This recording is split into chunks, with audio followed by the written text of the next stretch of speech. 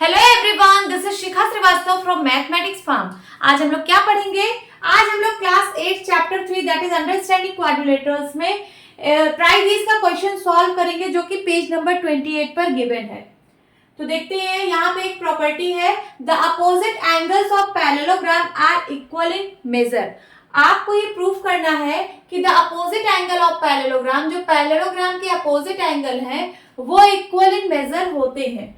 तो देखिए यहाँ पे हमने टू आइडेंटिकल, ये क्वेश्चन है ट्राइजीज का, take two identical 30 degree 60 degree 90 degree set squares. आपको 30 डिग्री 60 डिग्री और 90 डिग्री का 2 सेट स्क्वायर लेना है। ये देखिए हमने 2 सेट स्क्वायर लिया है एंड फॉर्म ए पैरेललोग्राम, और इसको इस तरह से एडजेसेंटली प्लेस करना है जिससे कि एक पैरेललोग्राम फॉर्म कर ले। Does the figure obtained help you to confirm the above property? क्या ये जो फिगर ऑब्टेन्ड हुआ है ये इस प्रॉपर्टी को वेरीफाई कर देगा, इस प्रॉपर्टी को कंफर्म कर देगा कि ये जो प्रॉपर्टी ऊपर लिखी है ये एकदम सही लिखी है?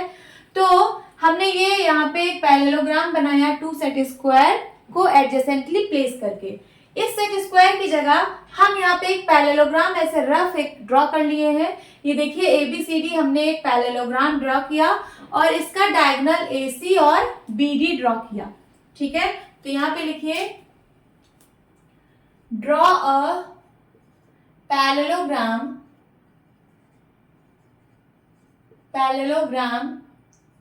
ABCD and its diagonal AC and BD, और इसकी जो डायगोनल्स है वो AC और BD है। अब यहाँ पे देखिए एंगल 1 जो होगा वो एंगल 2 के बराबर होगा और एंगल 3 एंगल 4 के बराबर होगा। लिखिए यहाँ पे angle 1 is equals to angle 2 and angle 3 is equals to angle 4। क्यों होगा?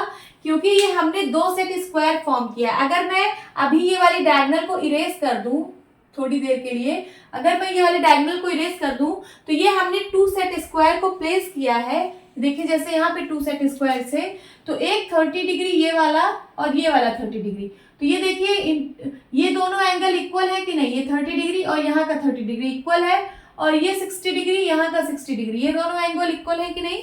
तो वही चीज यहाँ पे भी है, ये वाला एंगल इसके इक्वल होगा और ये वाला एंगल इसके इक्वल होगा। तो यहाँ पे रीजन क्या लिखेंगे? Since triangle triangle ABC and triangle ADC, angle 1 is equals to angle 2 and angle 3 is equals to angle 4। क्योंकि इस ट्राइंगल ABC और ADC में ये वाला एंगल इसके बराबर है और ये वाला एंगल इसके बराबर है, क्योंकि ये दोनों सेट स्क्वायर है, ओके, और सेम सेट स्क्वायर है।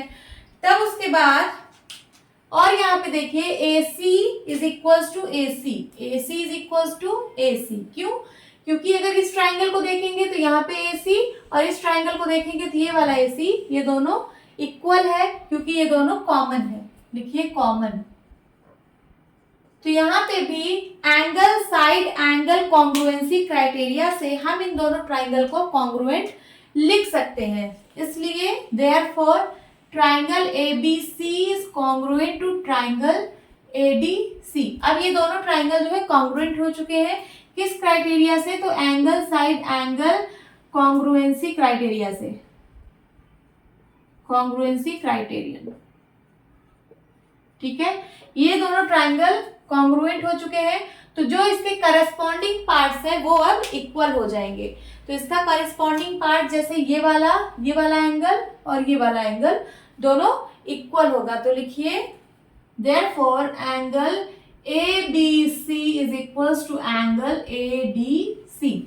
तो हमने प्रूफ कर दिया कि जो अपोजिट एंगल ऑफ पैरेललोग्राम है ये इक्वल इन मेजर होते हैं।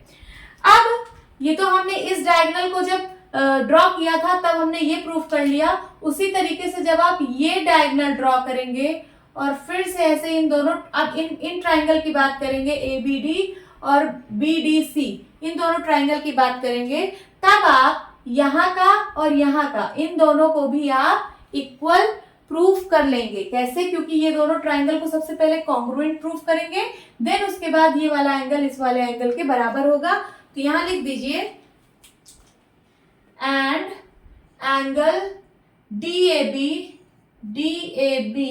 Is equal to angle DCB, ये इसके इक्वल होगा। यही आपको प्रूफ करना था तो हमने कर लिया। यहां लिख दीजिए हेंस प्रूफ। ये जो अपोजिट एंगल है पैरेललोग्राम के, ये इक्वल इन मेजर है।